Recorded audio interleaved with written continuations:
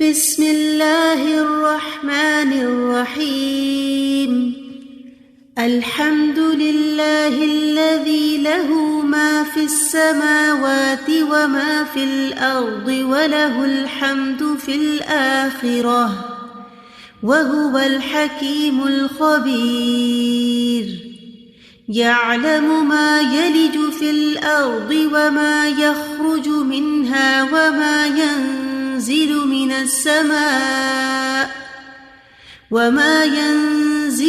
السماء وما يعرج فيها وهو الرحيم الغفور وقال الذين كفروا لا تأتينا الساعة قل بلى وربي لتأتينكم عالم الغيب لا يعزب عنه مثقال ذرة في السماوات ولا في الأرض ولا أصغر من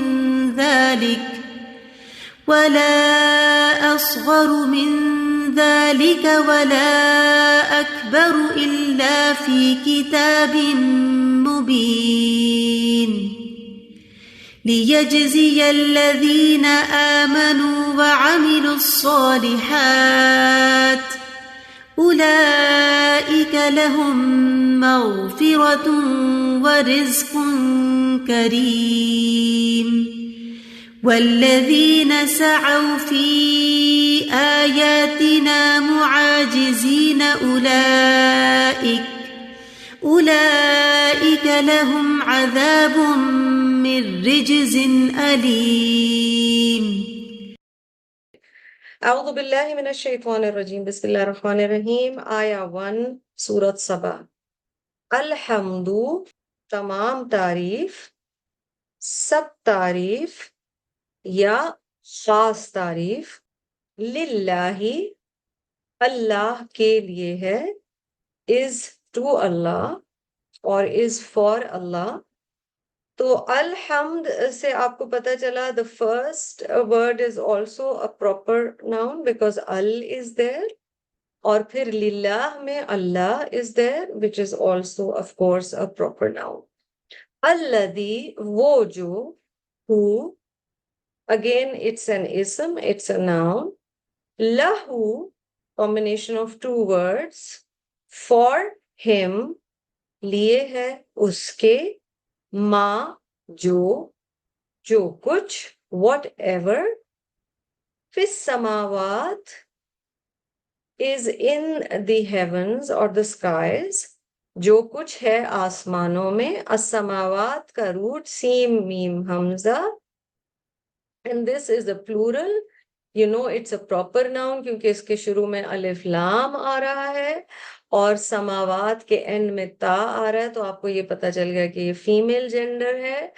و اینڈ اور ما جو کچھ، واٹ ایور، فی الارض از ان دی ارتھ جو کچھ زمین میں ہے، وَلَهُ اینڈ اونلی فار ہم اور صرف اسی کے لیے ہے، الحمد تمام تعریف، سب تعریف، خاص تعریف، فی الآخرہ آخرت میں، and all praise and thanks belongs to him in آخرہ، in the hereafter۔ وَهُوَ and he اور وہ، ہوا male pronoun single third person detached۔ الحکیم the root of course is حکامہ، and he is the always all wise اور وہ خوب حکمت والا ہے۔ الخبیر ہمیشہ خوب خبر رکھنے والا ہے، خوب باخبر ہے، the always all aware۔ ایک چیز جو آپ کرتے جائیں گے انشاءاللہ سورۃ سبا میں وہ یہ ہے کہ آپ ساتھ کے ساتھ اللہ سبحانہ و تعالیٰ کے نام بہت اس سورہ میں آئیں گے، وہ آپ یا تو ہائی لائٹر سے یا ویسے جوٹ ڈاؤن کرتے جائیں گے، اس سے انشاءاللہ بہت فائدہ ہوگا۔ سورہ کا آغاز الحمد سے ہوا ہے، اور آپ صلی اللہ علیہ وسلم نے ہمیں کچھ بڑی خاص احادیث بتائی ہیں، وہ ان میں سے کچھ میں آپ سے حمد کے حوالے سے شیئر کرنا چاہتی ہوں۔ پہلی حدیث بڑی اہم ہے کیونکہ اس سے ہمیں اپنے مقام کا پتہ چلتا ہے کہ ہم کس نیشن کو یا کس ریلیجس نیشن کو، کس مذہب کے ماننے والے ہیں، ہمارا حمد سے تعلق کیا ہے۔ تو یہ والی روایت حضرت ابو ذر سے ہے اور یہ حلیۃ الاولیاء میں آئی ہے۔ Abu Dharr reported, the Messenger of Allah sallallahu alaihi wasallam said, Allah Almighty said, O Jesus, I will raise a nation after you who will praise me and be grateful to me when I bestow what they love. اللہ سبحانہ و تعالیٰ نے عیسیٰ علیہ السلام کو خطاب کیا کہ اے عیسیٰ، میں تمہارے بعد ایک ایسی قوم اٹھاؤں گا جو میری تعریف کرے گی، میری حمد کرے گی اور میری شکر گزار ہوگی جب میں انہیں وہ عطا فرماؤں گا جس سے وہ محبت کرتے ہیں۔ And they will expect reward and be patient when I afflict them with what they hate. اور وہ اجر کے امید رکھیں گے اور صبر کریں گے جب میں انہیں وہ دوں گا جس سے وہ نفرت کرتے ہیں، یعنی کوئی بھی ایسی چیز اللہ نہ کرے جو تکلیف دہ ہو۔ Although they had no forbearance or knowledge، جبکہ ان کے پاس کوئی صبر یا حلم اور علم نہیں تھا۔ Jesus said, Oh Lord, how can this be if they had no forbearance or knowledge؟ عیسیٰ علیہ السلام نے کہا کہ یہ کیوں کر ہوگا جبکہ ان کے پاس علم یا علم نہیں تھا۔ اللہ سبحانہ و تعالیٰ said, I will give them from my forbearance and my knowledge۔ اللہ سبحانہ و تعالیٰ نے فرمایا میں انہیں اپنے علم میں سے اور اپنے علم میں سے عطا کروں گا۔ تو آپ دیکھ رہے ہیں کہ اس حدیث میں تعریف ہوئی ہے نبی اکرم صلی اللہ علیہ وسلم کی امت کی کہ یہ تعریف اللہ کی بیان کرنے والی امت ہوگی۔ اگلی حدیث کی طرف چلتے ہیں۔ وَعَنْهُ عَنْ رسول اللہ صلی اللہ علیہ وسلم قال، اور یہ حدیث حضرت ابو ہریرہ سے رپورٹڈ ہے کہ the messenger of Allah صلی اللہ علیہ وسلم said, any matter of importance which is not begun with alhamdulillah remains defective۔ کوئی بھی اہم معاملہ جو الحمدللہ سے جس کا آغاز نہیں کیا جاتا وہ عربی میں آ رہا ہے فہوا اخطا، وہ کٹ جانے والا ہے، اس میں کوئی نہ کوئی کمی رہ جاتی ہے، اور یہ ابو داؤد کی حدیث ہے۔ تو اس کا مطلب ہے کہ معاملات کا آغاز بھی الحمدللہ سے کرنا چاہیے۔ انس ابن مالک میں اللہ be pleased with him said, the messenger of Allah صلی اللہ علیہ وسلم said, Allah is pleased with his slave who says Alhamdulillah when he takes a morsel of food and drinks a draught of water۔ یہ مسلم کی صحیح مسلم کی حدیث ہے، حضرت انس سے روایت ہے۔ نبی اکرم صلی اللہ علیہ وسلم نے، رسول اللہ صلی اللہ علیہ وسلم نے فرمایا اللہ اپنے بندے سے خوش ہوتا ہے، اپنے اس بندے سے خوش ہوتا ہے جو الحمدللہ کہتا ہے جب وہ ایک لقمہ منہ میں لے جاتا ہے یا پانی کا ایک سپ بھی پیتا ہے۔ تو I thought this is an important reminder۔ اور اگر آپ غور کریں جو ہم الحمدللہ بہت ساری مسنون دعائیں یاد کرتے ہیں، ہم قرآنی دعائیں بھی یاد کرتے ہیں، خاص طور پہ مسنون دعاؤں میں آپ دیکھیں کپڑے پہننے کی دعا ہے یا صبح اٹھنے کی دعا ہے، مطلب ہر دعا میں حمد ہے اللہ کی۔ اگلی حدیث جو ہے جی یہ حضرت عائشہ کے بارے میں ہے، اور یہ حضرت عائشہ کی حدیث ہے، یعنی ان کے الفاظ ہیں۔ Kasir ibn Ubayd reported, Aisha, may Allah be pleased with her, said, if a child was born to anyone from her family, she would not ask if it was a boy or a girl. Aisha would say, was it created healthy? If the answer was yes, she would say, Alhamdulillahi Rabbil Alameen, all praise is due to Allah, the Lord of the worlds۔ یہ الادب المفرد للبخاری میں آتی ہے، اور یہاں یہ کہا گیا ہے کہ جب حضرت عائشہ کے گھرانے میں کوئی بچہ پیدا ہوتا تھا تو وہ یہ کبھی پوچھتی ہی نہیں تھی کہ لڑکا پیدا ہو یا لڑکی، وہ کہتی تھیں کیا صحت مند کامل بچہ پیدا ہو، اور اگر وہ ہاں کہتے تو وہ کہتی الحمدللہ رب العالمین۔ تو آپ سوچیں کتنی اہم بات ہے. عمران ابن حسین سے روایت ہے اگلی جی، اور یہ المعجم الکبیر للطبرانی میں آئی ہے، تو یہ طبرانی کی حدیث ہے. The Messenger of Allah sallallahu alaihi wasallam said, "Verily, the best servants of Allah on the day of resurrection are those who constantly prayed Him." یقیناً دوبارہ جی اٹھائے جانے کے دن اللہ کے بہترین بندے وہ ہیں جو مستقل اللہ کی تعریف بیان کیا کرتے تھے. سیر اعلام النبلاء میں یہ آیا ہے. اور شریح اللہ سبحانہ و تعالیٰ کی ان پر رحمت ہو، وہ کہتے ہیں کہ جب بھی مجھے کوئی تکلیف پہنچتی ہے تو میں 4 دفعہ اللہ کا شکر ادا کرتا ہوں. Verily, if I am afflicted by a calamity, then I praise Allah 4 times. I praise Him that it was not worse than it was. میں اس چیز پہ شکر ادا کرتا ہوں کہ اس سے بھی برا کچھ ہو سکتا تھا. I praise Him as He provides me with the patience to bear it. میں اللہ کا شکر یا اس کی تعریف بیان کرتا ہوں، اس کی حمد کرتا ہوں کہ اس نے مجھے اس کو برداشت کرنے کا صبر دیا. I praise Him as He guides me to recall my hope for reward. میں اللہ کی حمد بیان کرتا ہوں، شکر کرتا ہوں کہ اس نے مجھے ہدایت دی کہ میں امید رکھوں جزا کی، اچھے اجر کی. And I praise Him as He did not make it a calamity in my religion.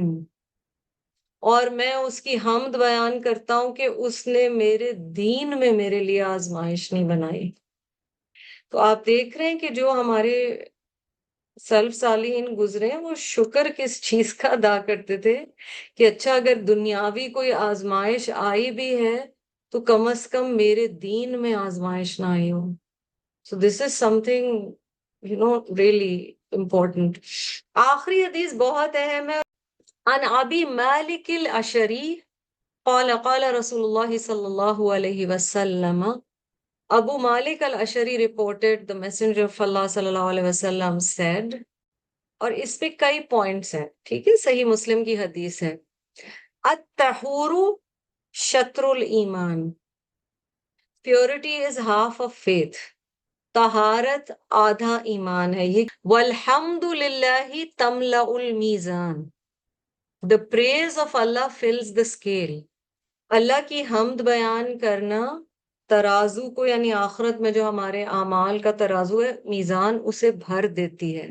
وَسُبْحَانَ اللَّهِ وَالْحَمْدُ لِلَّهِ تَمْلَأَ مَا بَيْنَ السَّمَاوَاتِ.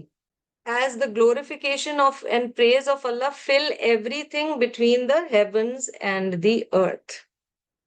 کیونکہ اللہ کی جب آپ حمد بیان کرتے ہیں اور اس کی پاکی بیان کرتے ہیں، یعنی سبحان اللہ اور الحمدللہ، تو وہ زمین سے لے کے آسمان کے بیچ میں ہر چیز کو بھر دیتی ہے. ما بین السماوات والارض. والصلاۃ نور. نماز نور ہے. Prayer is a light. والصدقۃ Burhan. Charity is a proof. صدقہ یا اللہ کی راہ میں انفاق کرنا برہان ہے، یعنی ایک طرح سے پروف ہے، ایک طرح سے ثابت کرتا ہے کسی کے ایمان کو. وَالصَّبْرُ ضِيَاءٌ. And patience is luminous.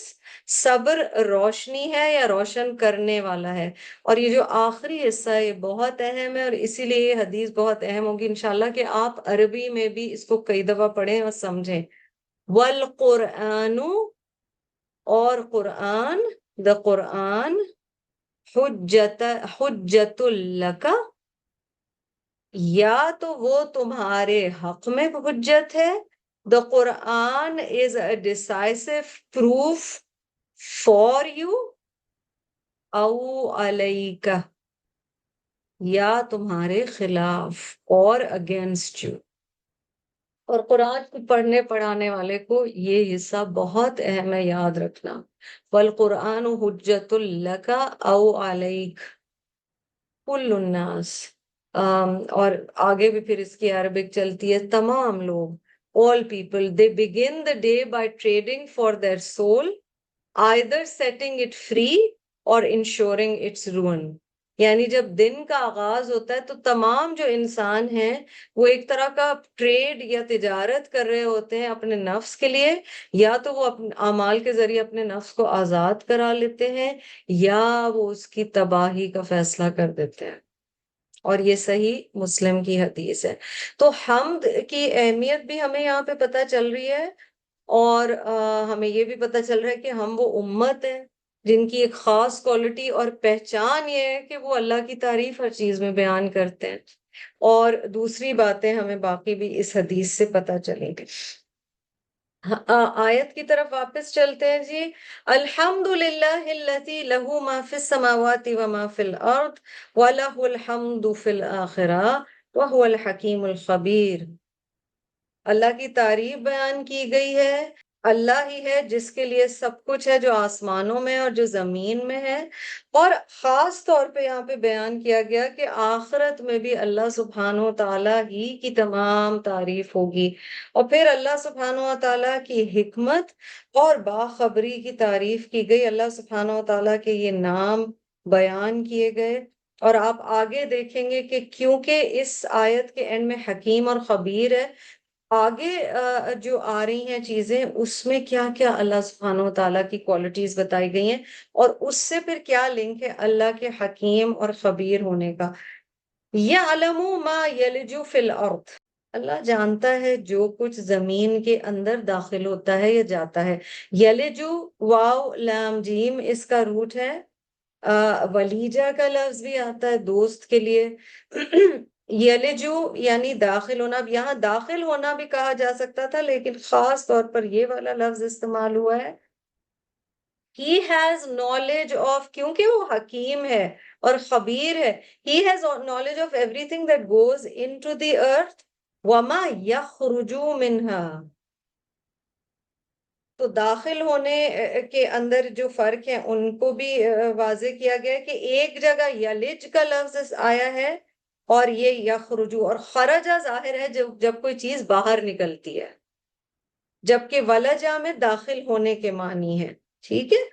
He has knowledge of all that goes into the earth and that which comes out of it، منہا، ہا کی ضمیر کس کی طرف جا رہی ہے؟ الارض کی طرف جا رہی ہے۔ وَمَا يَنزِلُ مِنَ السَّمَاءِ، اور جو کچھ نازل ہوتا ہے آسمان سے، وَمَا يَعْرُجُ فِيهَا، اور جو کچھ اونچا چڑھتا ہے اس میں یعنی آسمان میں۔ عین را جیم یہاں پر روٹ ہے، عروج کا لفظ آپ جانتے ہیں اونچائی کے لیے استعمال ہوتا ہے۔ وَهُوَ الرَّحِيمُ الْغَفُورُ، اور وہی ہے بے انتہا رحم کرنے والا، خوب مغفرت فرمانے والا۔ یہاں جو آپ ایک انٹرسٹنگ چیز دیکھ رہے ہیں وہ یہ ہے کہ اللہ کی کوالٹیز یوزلی جو آتی ہیں ان میں غفور پہلے آتا ہے اور رحیم بعد میں آتا ہے، لیکن اس آیت میں رحیم پہلے آ رہا ہے اور غفور بعد میں، اس پہ ہم ابھی بات کریں گے۔ زمین میں کیا داخل ہوتا ہے اور زمین سے کیا نکلتا ہے، یہ ایک موضوع ہے جو قرآن میں اور جگہ بھی آیا ہے۔ اچھا، جب ہم یہ دیکھ رہے ہوں گے کہ زمین میں کیا داخل ہوتا ہے اور کیا نکلتا ہے، یا آسمان سے کیا نازل ہوتا ہے اور کیا اوپر چڑھتا ہے، اس میں ہم دو کیٹیگریز کی چیزیں دیکھ رہے ہوں گے، سین اینڈ ان سین بوتھ، یعنی نظر آنے والی چیزیں اور نہ نظر آنے والی۔ اسی طرح ورلڈلی اینڈ ان ورلڈلی، وہ چیزیں جن کا اس دنیا سے تعلق ہے اور وہ چیزیں جن کا اس دنیا سے تعلق نہیں ہے، دونوں طرح کی چیزیں۔ کیا چیزیں زمین میں داخل ہوتی ہیں جی؟ بیج داخل ہوتا ہے، اور پھر نکلتا کیا ہے؟ پودا۔ پانی آسمان سے گرتا ہے اور زمین میں داخل ہوتا ہے، and then ground water actually also rises, اور اسی کے ذریعے پھر جو ایک واٹر سائیکل ساری بتائی گئی ہے، اور اسی کے ذریعے پھر گروتھ بھی ہوتی ہے۔ جو اس دنیا سے تعلق نہیں ہے ان میں کیا شامل ہے؟ مردہ دفنایا جاتا ہے، اور یہاں سائیکل آف لائف بھی پوری بتائی جا رہی ہے۔ وَمَا يَخْرُجُ مِنْهَا، یہ نہیں سمجھو صرف چلا گیا ہے اندر، نکالا بھی جائے گا. دیکھیے قرآن اتنا انڈائریکٹلی پر اتنا خوبصورتی سے اللہ سبحانہ و تعالیٰ ہمیں بتا رہے. پھر آپ دیکھیں آسمان کا نزول کیا نازل ہوتا ہے اور کیا دوبارہ چڑھتا ہے. آسمان سے نازل ہوتی ہے وحی الہی، یہ جو علم ہے جو ہمیں اللہ سبحانہ و تعالیٰ نے قرآن کے ذریعے دیا. فرشتے نازل بھی ہوتے ہیں اور چڑھ کے بھی واپس جاتے ہیں. وہ جو حدیث ہے جس میں فجر اور عصر کا ٹائم بتایا گیا ہے. So angels come and then they leave.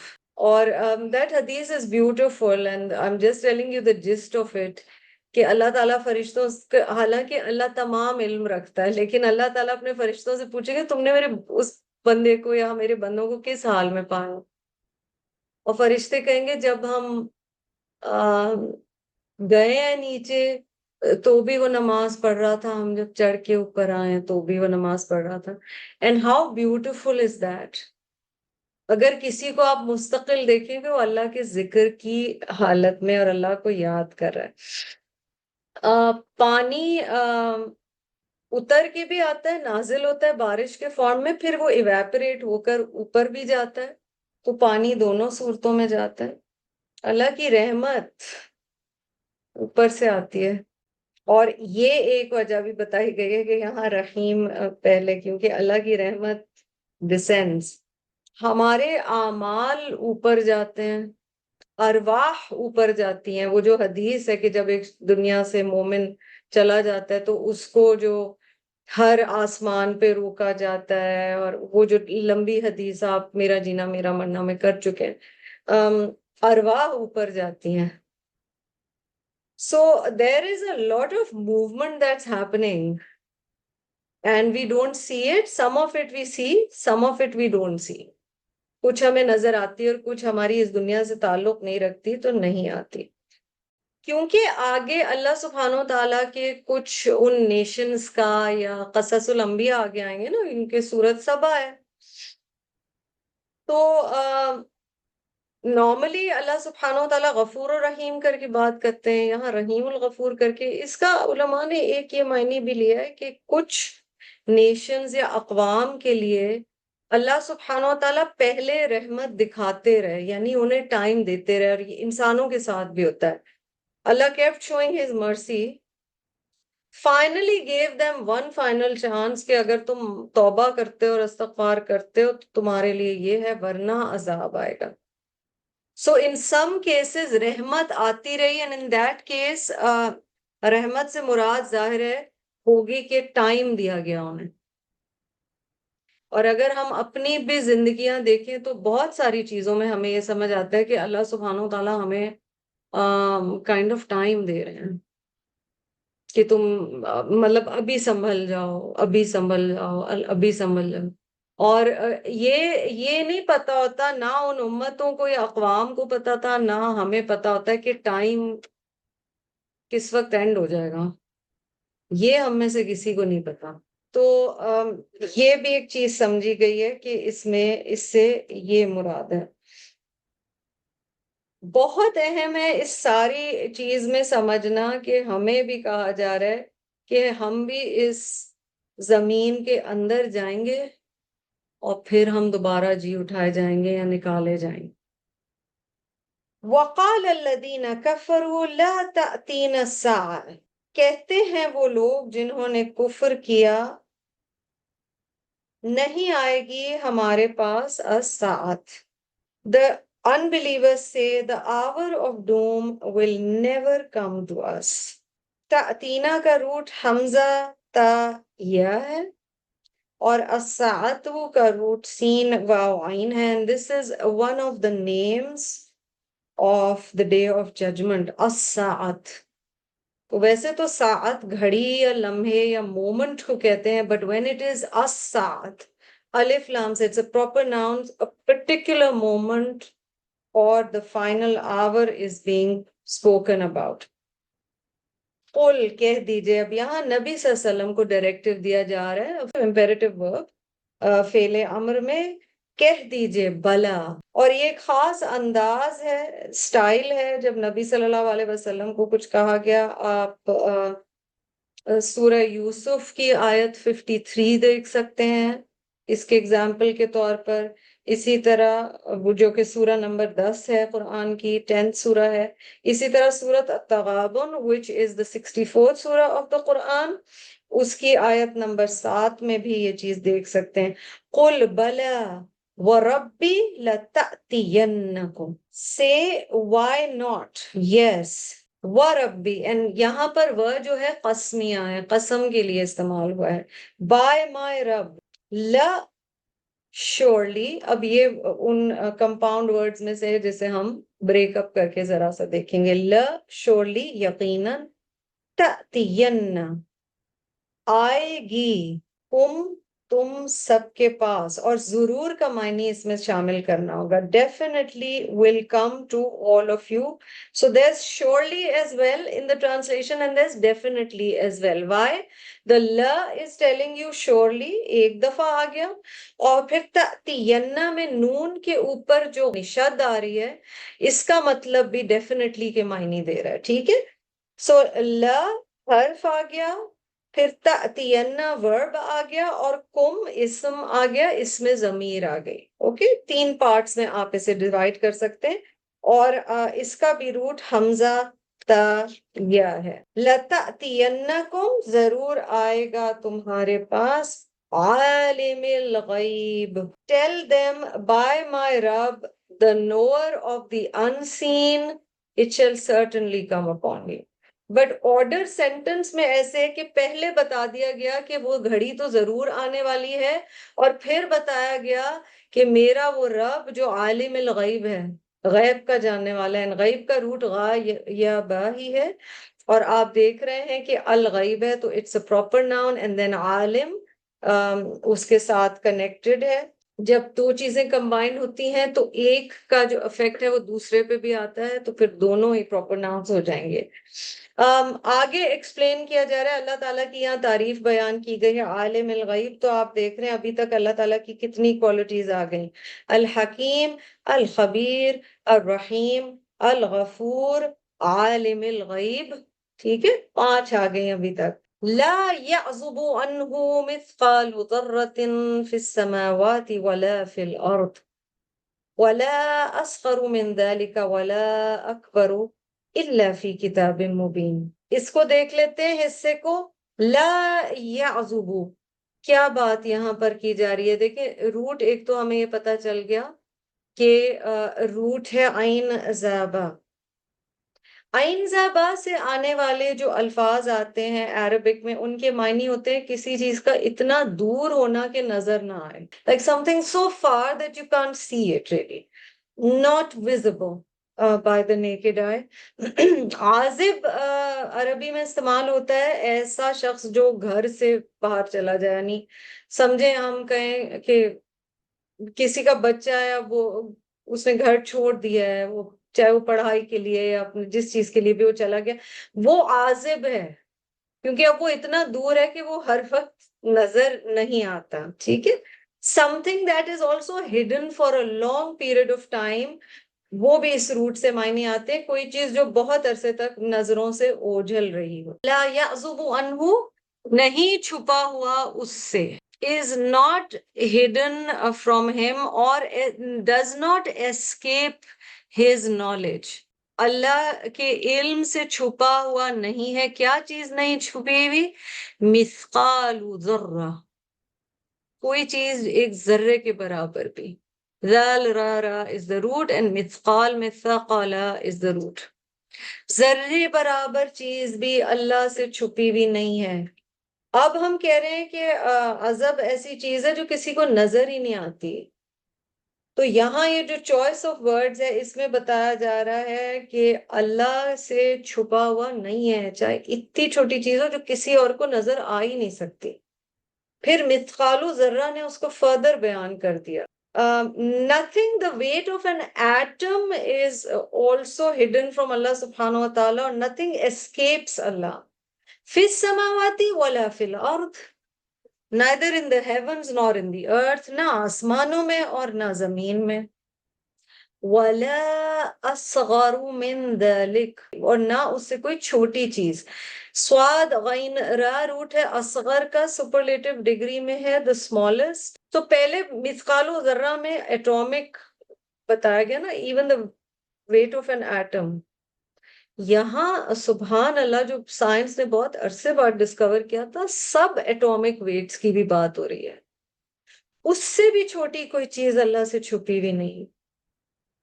ولا اکبر، نور گریٹر، نہ اس سے بڑی چیز. کاف بارہ روٹ ہے سپرلیٹو ڈگری میں اکبر، بیکاز الف سے سٹارٹ ہو رہا ہے. الا مگر، بٹ، فی کتاب مبین از ان اے کلیئر بک.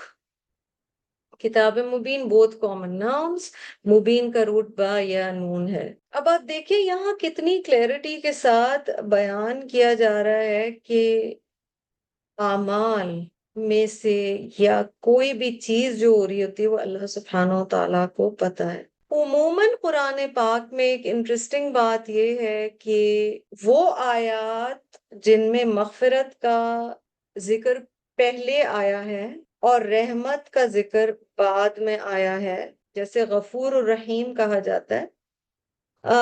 علماء یہ بتاتے ہیں کہ ایسی آیات میں generally the subject is man, the human. کیونکہ انسان کو پہلے معافی کی ضرورت ہے، وہ کام ایسے کرتا ہے after humans have been forgiven، پھر وہ رحمہ کی طرف چیز جاتی ہے. بٹ جو ہم نے آیا 2 میں دیکھا تھا نا، اس سے پچھلی آیت میں، اس میں سبجیکٹ انسان نہیں ہے، اس میں سبجیکٹ اللہ کی نالج ہے، اس میں اللہ کا علم موضوع ہے. آپ دیکھیں نا، یعلم ما یلج فی الارض وما یخرج منها وما ینزل من السماء وما یعرج فیها. ٹھیک ہے، وہاں پر اللہ کا علم موضوع ہے. اگر انسان موضوع ہوتا ہے نا تو انسان کو پہلے مغفرت کی ضرورت ہے، بیکاز اس کے کام اس طرح کے ہوتے ہیں. اچھا، اس کا یہاں سے اگر آپ کنیکشن دیکھیں، آگے آپ دیکھیں گے کہ پھر اگلی آیت میں مغفرہ کا مینشن جلدی آ جائے گا. اب اس پہ ذرا سا اندازہ لگائیں، بہت کوئی چھوٹی چیز. فار ایگزامپل، آپ نے کسی کو مسکرا کے دیکھا، آپ کو لگا یہ کوئی بگ ڈیل نہیں ہے، وہ نوٹ ہو گیا. آپ کو پتا ہے کوئی میری توجہ چاہ رہا ہے اور آپ نے جان کے اگنور کر دیا. نہ ہو سکتا ہے نہ زیادہ وہ سیریس لے نہ آپ سیریس لیں، نوٹ ہو گیا. آپ نے نیکی کا ارادہ کیا، نوٹ ہو گیا. نیکی کر سکتے تھے، نہیں کی، نوٹڈ ڈاؤن ان کتاب مبین. So think of the smallest of things. آپ کو پتا ہے کہ دل میں مجھے نیگیٹو فیلنگز یا برے گمان کسی کے لیے نہیں لانے چاہیے. نہ صرف وہ آ جاتے ہیں، خیال وہ اور چیز ہے، لیکن ان پہ آپ ڈویل کر رہے ہیں، دیکھنے میں کسی کو نہیں پتا. اور کئی دفعہ ایک نیکی بھی بہت چھوٹی سی ہوتی ہے، یہ دیکھنے میں بہت چھوٹی سی چیز ہے کہ ہاتھ کور کرنے کے لیے وہ 2 انچ قمیض کے سلیوز بڑھا لیے ہیں، اللہ کے نزدیک بہت بڑی ہو سکتی ہے. تو ہر ایک کا اسٹرگل بھی الگ ہے، اور وہ رب اور بندے کے بیچ میں. لیکن یہ جو کہا گیا نا کہ کچھ بھی چھپا ہوا نہیں ہے، like nothing is hidden. اور کتاب مبین میں کلیئر بک میں لکھا بھی جا رہا ہے. اور لکھے جانے کی وجہ کیا ہے؟ اور اعمال یہاں پتہ چل رہا ہے کہ اس سے اگلی آیت سے اگر آپ اسے کنیکٹ کریں گے نا، تو آپ کو لگے گا کہ کہا جا رہا ہے کہ تمہاری کوئی چھوٹی سی نیکی بھی ضائع نہیں ہو رہی ہے، تمہاری چھوٹی سی کوشش بھی نہیں ضائع ہو رہی. کیونکہ اگلی آیت کے شروع میں ہے لی، سو دیٹ، تاکہ، لیجزی الذین آمنوا وعملوا الصالحات. ہاؤ بیوٹیفل از دس!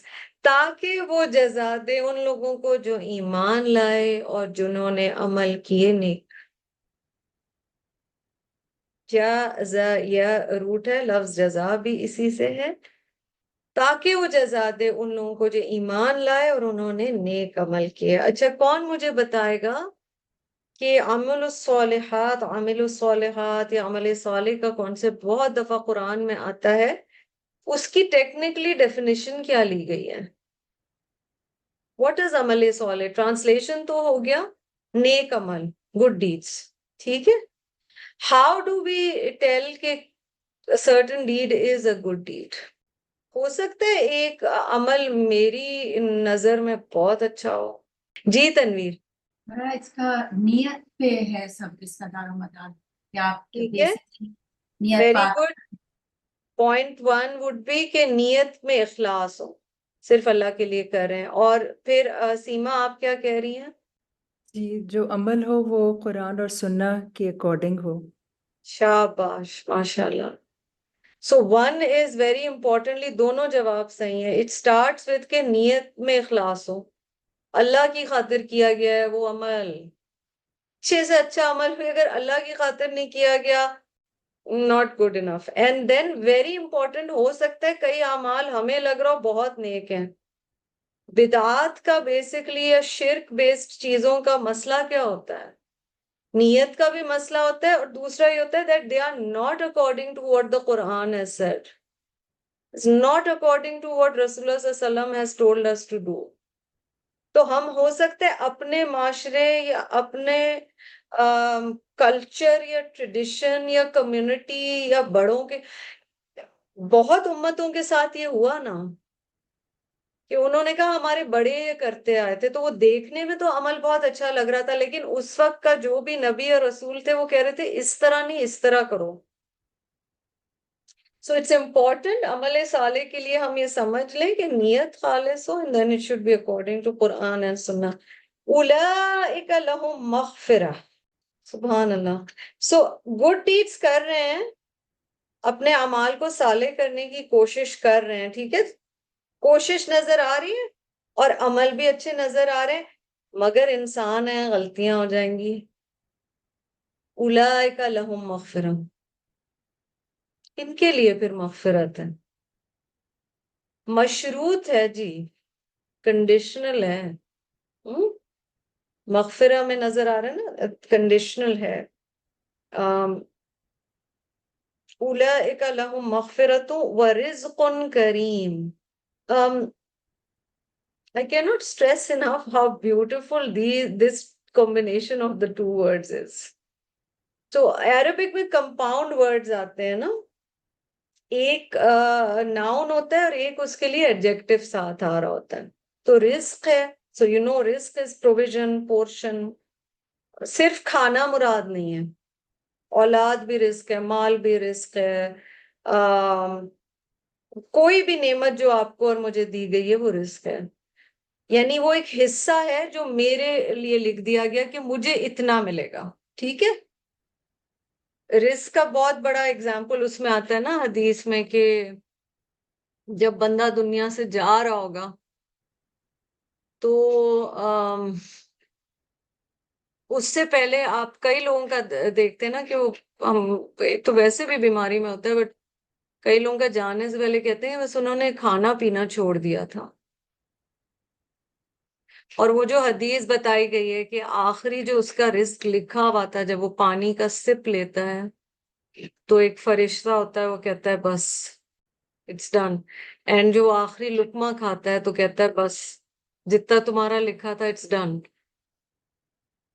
یہ اگر یقین ہو جائے نا، بندہ پھر اتنا ڈرنا چھوڑ دے گا اور توکل مال کے حوالے سے اور رزق کے حوالے سے آ جاتا ہے، کیونکہ جو لکھا ہے، جو آپ کے یوسیج میں ہے، جو آپ نے کھانا پینا ہے، جو آپ نے استعمال کرنا ہے، آپ کچھ کر لیں وہ انشاءاللہ آپ کو ملا ہی مل. اور جو نہیں لکھا آپ کچھ کر لیں وہ نہیں ملے.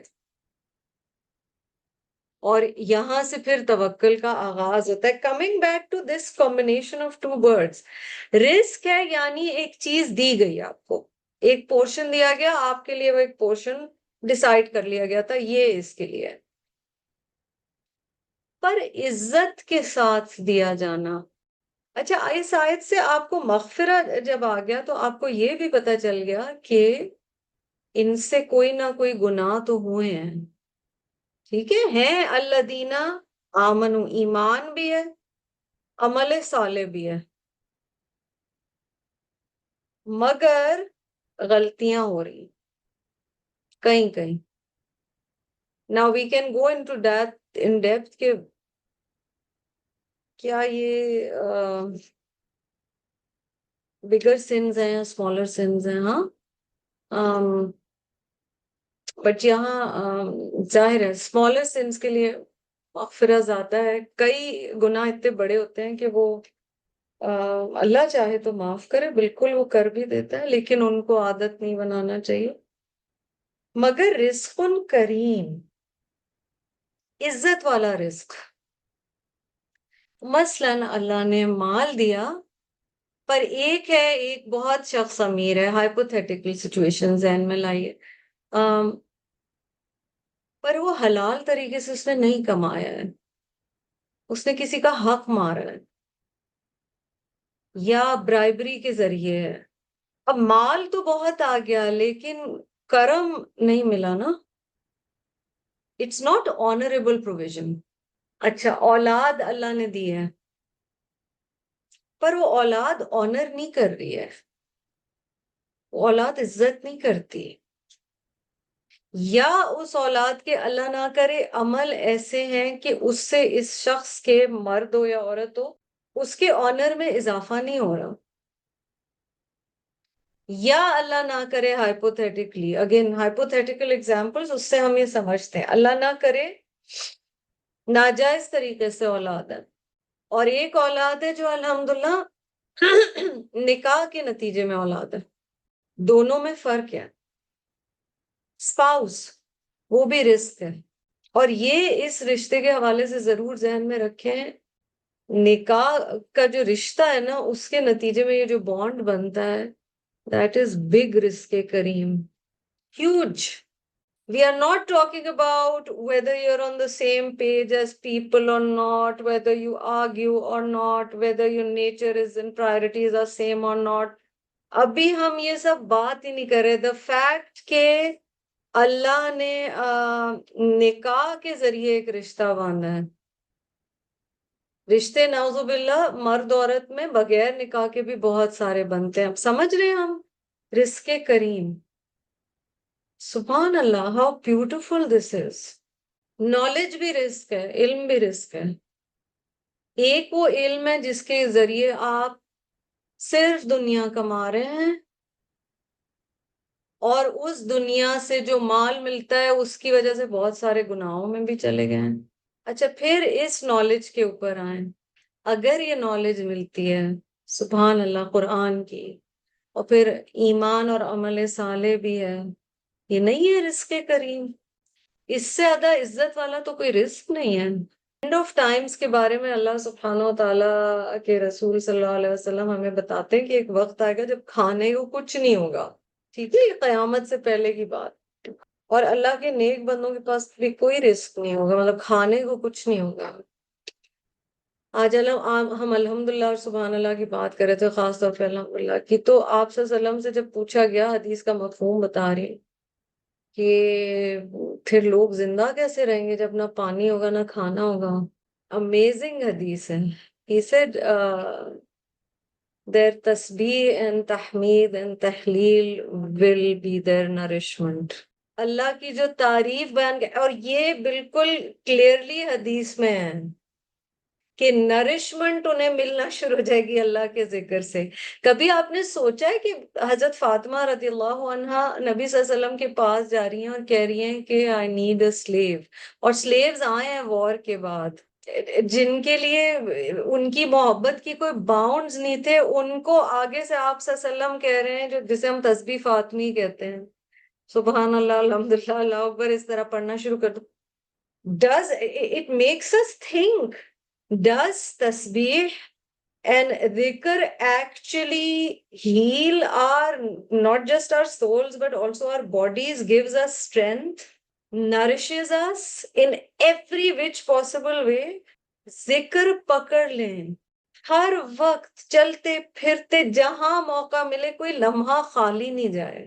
کیونکہ اللہ تعالیٰ کہہ رہے رزق کریم. یہ بھی رزق کریم ہے کہ اللہ نے یہ توفیق دی کہ اس کا ذکر کیا جا سکے، یا نبی صلی اللہ علیہ وسلم پر درود بھیجا جا سکے، یا استغفار کی جا سکے، یا اللہ کی تعریف بیان کی جا سکے. دس از آلسو رزق کریم.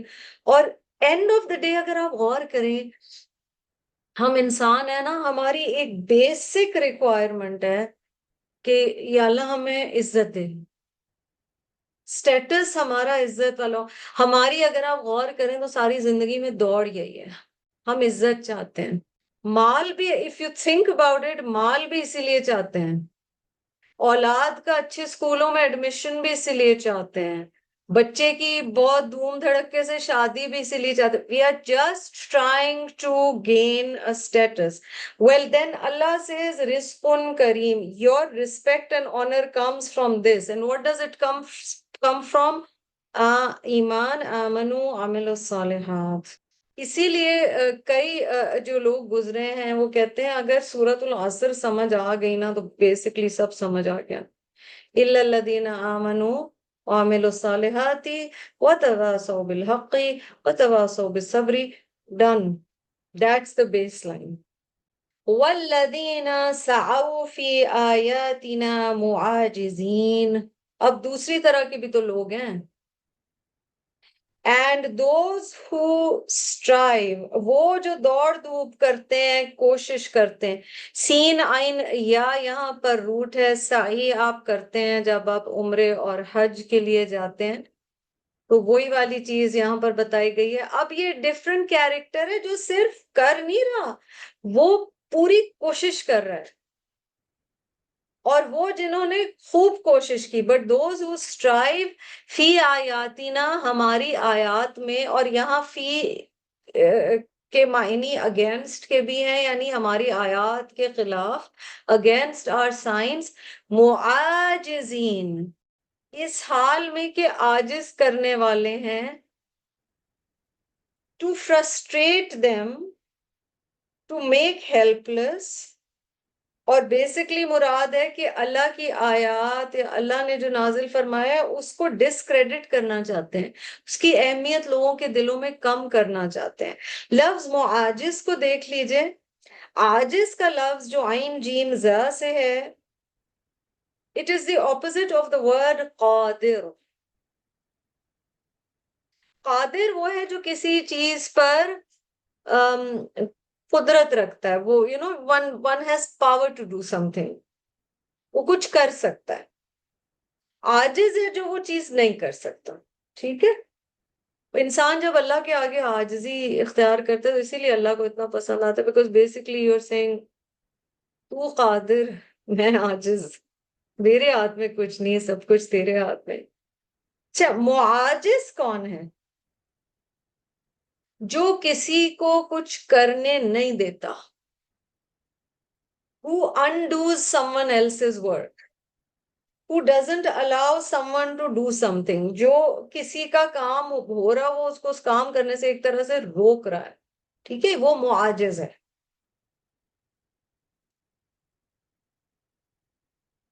کوشش تو کر رہا ہے روکنے کی, پر روک نہیں پا رہا. ٹھیک, اگر یہ ہوتا معجز, how beautiful is Arabic, اگر یہ ہوتا معجز تو اس کا مطلب ہوتا کہ وہ دوسرے کو اس کام کرنے سے روکنے میں سکسیسفل ہو گیا, کامیاب ہو گیا. معاجز ہے, وہ کوشش کر رہا ہے کہ دوسرے کا وہ کام نہ بنے, کر نہیں پایا as such.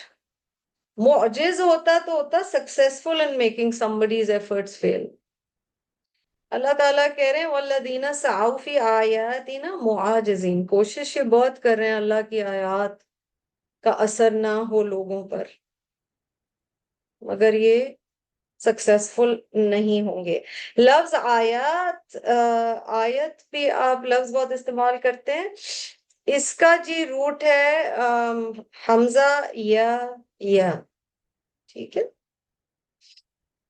اولئک لہم عذاب, ایسے ہی لوگوں کے لیے عذاب ہے.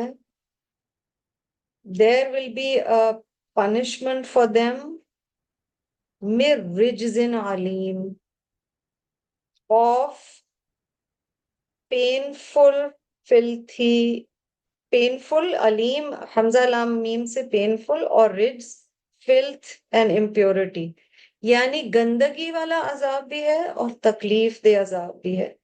گندگی سے یہاں مراد پھر لی گئی ہے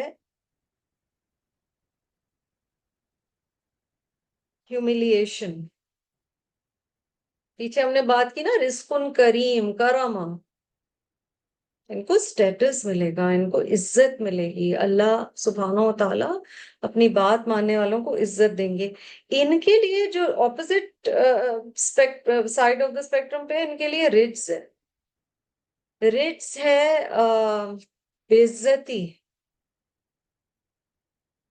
کریم کا سمجھے یہاں پہ اپوزٹ فیلنگ یہاں پر دی گئی ہے. اولئک لہم عذاب من رجز علیم. اب اللہ نے جو جو رزق کریم میں مجھے اور آپ کو پوٹینشیلز دیے نا، ٹیلنٹ دیا ہے، مال دیا ہے، کسی کو حسن دیا ہے، جو بھی نعمتوں کی ہم نے ابھی بات کی، گھر دیا ہے، آپ اور میں اسے کیسے استعمال کرتے ہیں اور کس کاز کے لیے استعمال کرتے ہیں، that will decide the end result. Money, 2 sets of people have gotten. Now, where are they spending that money? Where are you spending your money? That will decide the result. ہم سب انسانوں کے ساتھ یہی ہے. کیا اس کے نتیجے میں مغفرت اور رزق کریم ملے گا دنیا میں بھی آخرت میں بھی، یا اللہ نہ کرے عذاب من رجز علیم. یہ 2 راستے بتا دیے گئے ہیں کہ تم کس طرح سے ان چیزوں کو استعمال کرتے ہو. ہم نے بات یہ بھی کی تھی نا کہ زمین کے اندر بیج جاتا ہے اور اس سے پھر پودا نکلتا ہے. نیت خالص ہوگی تو بیج بھی اچھا ہوگا، اور پھر اچھا عمل بھی بیج کی طرح، پھر اس سے آخرت میں. اسی لیے حدیث میں آتا ہے کہ آخرت جو ہے وہ دنیا اور آخرت کا کھیتی کا بتایا گیا ہے حدیث میں، کہ دنیا میں آپ بیج بوتے ہیں اور آخرت میں آپ کو ہارویسٹ کا ملتا ہے. کہ اس وقت پھر کیا ہوگا وہ اللہ سبحانہ و تعالیٰ ہی بتائیں گے. یہاں پر لفظ جی رجز آیا ہے، اور رجز کے معنی گندگی کے ہیں. تو ویری کوئکلی ہم دیکھ لیتے ہیں کہ گندگی یا نجاست کے لیے قرآن پاک میں کیا الفاظ آئے ہیں. One word that comes is تفث. ٹھیک ہے، تا with the 2 dots, then there is fe, and there is tha with the 3 dots. تفس کہتے ہیں کسی چیز پر میل کچیل چڑھنا. So when something becomes soiled or dirtied. قضا تفسا کا مطلب ہے اس میل کچیل کو دور کرنا، اور اس سے عموماً جو معنی لیے گئے ہیں نا وہ باڈلی چیزوں کے، مثلا ناخن، unwanted hair, etc. سیکنڈ ہے جی رجز. رجز رجزا کے معنی ہوتے ہیں، یہ بہت انٹرسٹنگ ورڈ ہے، so I wanted to reflect on it little. رجزا کے معنی ہوتے ہیں اضطراب، بے چینی، uneasiness. In today's world, the most easy explanation would be anxiety, panic. چین نہیں آ رہا. ٹھیک ہے، اضطراب. رجزہ فلان کہتے تھے کہ اس زمانے میں جو اپوزٹ سائڈز ہوتی تھی وارز میں، یا کوئی ٹرائبز میں لڑائی ہو گئی یا کوئی ایسی چیز کمیونٹیز میں، اس میں وہ ایسے شعر پڑھتے تھے جس سے دوسرے کو تکلیف ہوتی تھی. You know words can also hurt and cause anxiety. کوئی آپ کو پتہ چلے آپ کے بارے میں بری بات کہہ رہا تھا، آپ کو بہت تکلیف ہوتی ہے. تو اس کے لیے رجزہ فلان کا لفظ آتا تھا کہ اس کے لیے رجز پڑھا گیا ہے. عذاب من رجز علیم میں مراد ہے ایسا عذاب جو اضطراب پیدا کرے. رجز کے مراد وہ وسواس جو دل میں اضطراب پیدا کریں اور بری خواہشات پیدا کریں. Those negative thoughts which Satan plants in, he has the power of suggestion in our hearts and minds and souls, that make us anxious, uneasy, and also give us the wrong desires or temptations. اور اس میں انسان جو اندر بے چینی کی کیفیت میں ہوتا ہے نا، وسواس جو ہوتے ہیں. آپ دیکھیں کئی دفعہ ایک کوئی بات ہوئی ہوتی ہے آپ کی لائف میں کسی ریلیشن شپ میں، اتنی بڑی نہیں ہوتی، آپ اس سے موو پاسٹ کر سکتے ہیں، بٹ بندہ کر ہی نہیں رہا، کر ہی نہیں پا رہا، کر ہی نہیں پا رہا، وہ اندر ایک بے چینی چلے جا رہی ہے، چلے جا رہی ہے، چلی جا رہی ہے، کھا رہی ہے. Those are things. وسوسہ ہوتا ہے یا ایک پیرانویا ہوتا ہے کہ آپ کو لگتا ہے کوئی چیز گم گئی ہے، وہ چیز نہیں بھی گمی، تو آپ کو لگ رہا ہے وہ گم گئی ہے، وہ کھو گئی ہے، وہ کسی نے لے لی ہے، وہ آپ چلے جا رہے. دس از اے کائنڈ آف، آخرت میں سوچیں فار اٹرنٹی انسان یہ پک رہا ہے، پک رہا ہے، پک رہا ہے، بے عزت بھی ہو رہا ہے. اور یہ تو اس عذاب کو، اور علیم علم بتایا گیا ہے. علم، رنج و علم اردو میں بھی آتا ہے، دیٹس انر پین. تو بتایا گیا ہے کہ، اور رجز الشیطان، شیطانی وسواس ہوتے ہیں. رجز بھی آتا ہے جی، جیسے حمل اور حمل ہے نا، یا وقر اور وقر ہے، اسی طرح رجز اور رجز بھی ہے. یہ بھی شیطانی وسواس کے بارے میں آتا ہے، اور یہ کئی دفعہ غیر اللہ کی عبادت کے بارے میں ہوتے ہیں، برے خیالات کے بارے میں ہوتے ہیں. ٹھیک ہے، تو قرآن میں آپ کو رجز بھی ملے گا اور رجز بھی ملے گا. تو گند کے لیے اور پھر ایک اور لفظ آتا ہے قرآن میں، رجس، سین ہے اینڈ میں، گندگی کے لیے قرآن میں آتا ہے، راجیم سین. ایسی چیزوں کی نجاست جنہیں شریعت نے ناپاک قرار دیا ہو، مادی ہو یا مانوی ہو.